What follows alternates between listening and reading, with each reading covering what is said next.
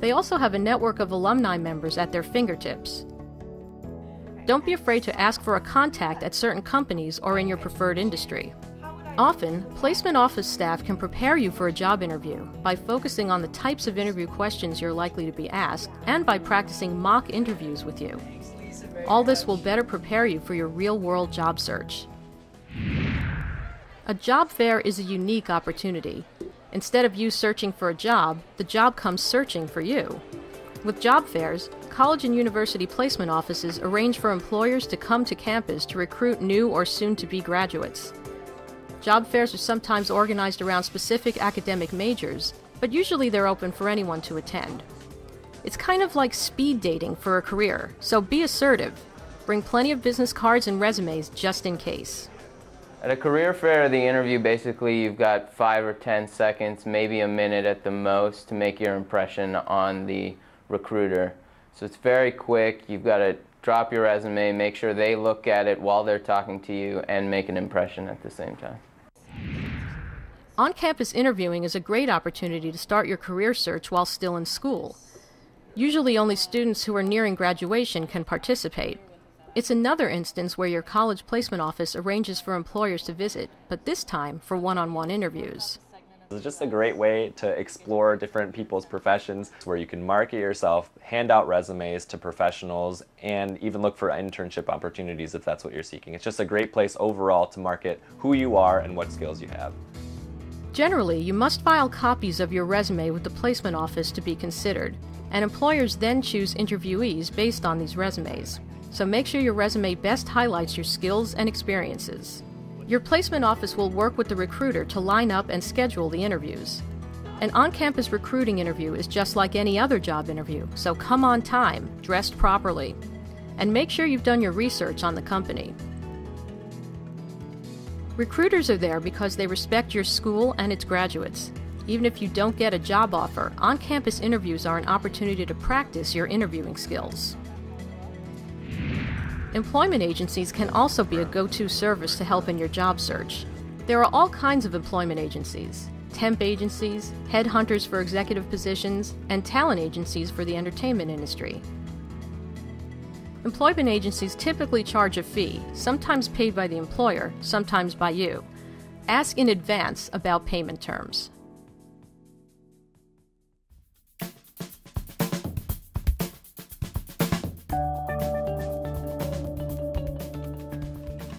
One of the most important factors in making you look like a bright, motivated, and legitimate job candidate is to research the company interviewing you before the interview.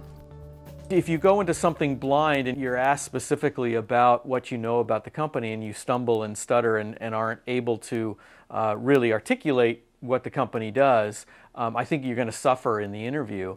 And I think you owe it to yourself to be prepared so that you can relax a little bit and be yourself and not be scrambling to try to pull together information that isn't coming easily to you because you haven't taken the time to do the research. The best place to start finding out more about a prospective employer is the internet. A company website should tell you about company accomplishments and goals, the company culture, where it is now and where it wants to go, who the top executives are, and so on. It might even give you some idea of future hiring needs. There are many other sources of information beyond company websites. An internet search of the company's name can pull up news stories and other bits of information. Depending on the size of the company, there might be a Wikipedia entry. Research prior to going to an interview is very important. To know the people culture that you're going to, what their expectations are. You also want to find out if that company been in business for a long time, because that means there's a future for you. So you can look that up and find out about that. How many employees do they actually have, and what are the kind of positions that they've had? Other sources of research information might include your local Chamber of Commerce or your college placement office. Placement office staff can help you learn about area employers, especially those that make on-campus visits. And based on job offers that employers have made to recruits in the past, the placement office usually has a good idea about job expectations, openings, and even starting salaries. Try to do as much homework as you possibly can, because if an interview does come up, you would be amazed at how far that little bit of information and time you took to find out more about the employer can pay off in the long run in you securing a job. Researching a company can do more than help you decide whether you want to work there. If you do get called in for a job interview, you can use what you've learned to your benefit. Try to work into your interview answers things you know about the company.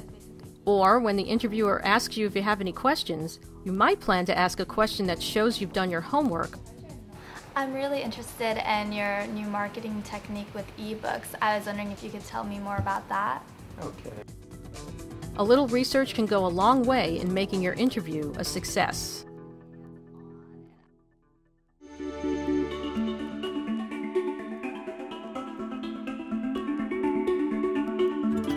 The contacts you make through your school's placement office, through job fairs and on-campus recruiting should be only the beginning of a concerted effort to build a network of contacts in your career search.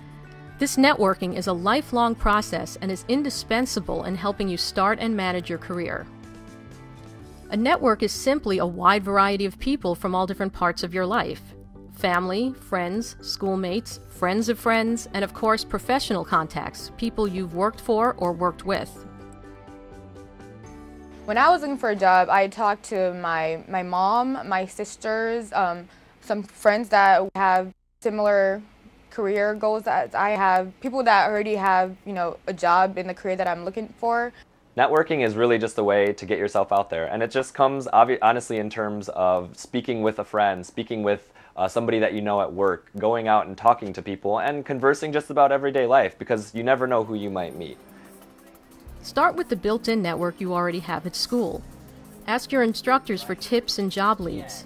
Alumni associations are often very active in helping graduates in their career search. Use these resources to help you on your way. Make sure you keep a record of all on-campus job interviews and their contact information. These can provide valuable follow-up opportunities. Keep in touch with your fellow graduates. Not only can you offer each other support, but you can exchange useful information about various job markets. You can build on this school network out in the real world. In most communities, family and friends are a tried and true source of jobs and job information. Get the word out that you're looking for work and what kind of work that might be. Hiring a known quantity is always going to top hiring a stranger. This is why networking is the way most people find their job. In case after case, networking has proven to be the best avenue for successful job hunting. It's easy to see why. Employers want to get in a comfort zone when hiring. They want someone with the right skills and someone they can trust to do the job. They want someone who's hardworking, honest, and a good person to be around. And if they can get a referral from a person they already know and trust, the decision feels a lot easier. You want to be that referral. Employers often ask around to see if their current employees know of someone to fill the position. If you get the word out that you're looking for a job, that person could be you. But the first thing you have to do is get that message out. The simplest way to start organizing your career management network is by sitting down with a pen and paper and writing down names. Set a goal. See if you can list 20 names to start, or 50, or even 100. However many you can to get you started. Then set a goal of contacting a certain number of people each day. It's important to put a specific message out there in order to help people help you. Saying, "I need a job" may be heartfelt, but it doesn't give friends and associates much to work with. Think in terms of a specific request. You could ask for an introduction to a certain employer. You might need a written recommendation or an informational interview.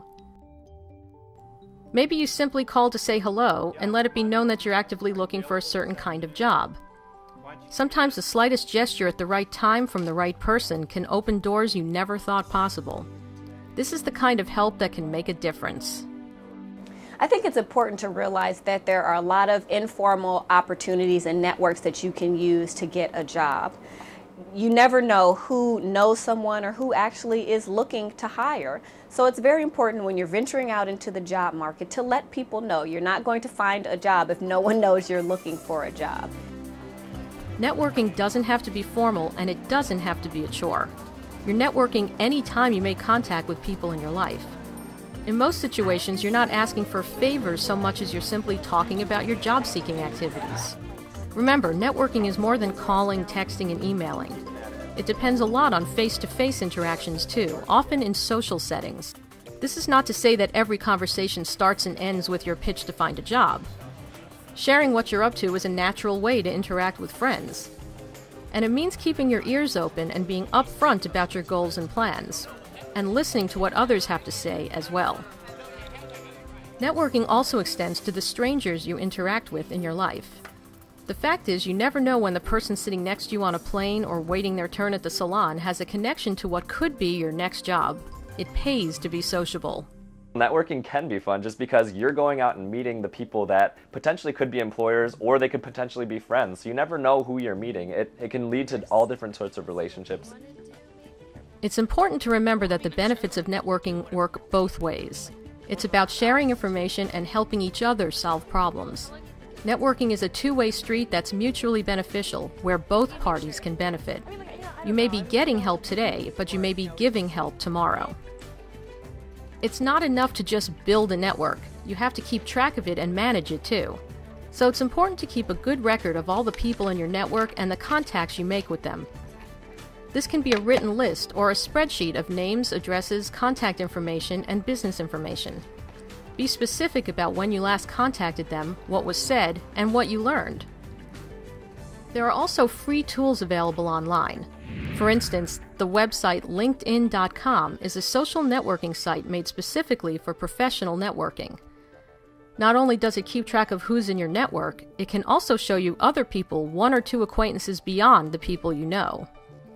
Any way you do it, networking can expand your possibilities for finding a job.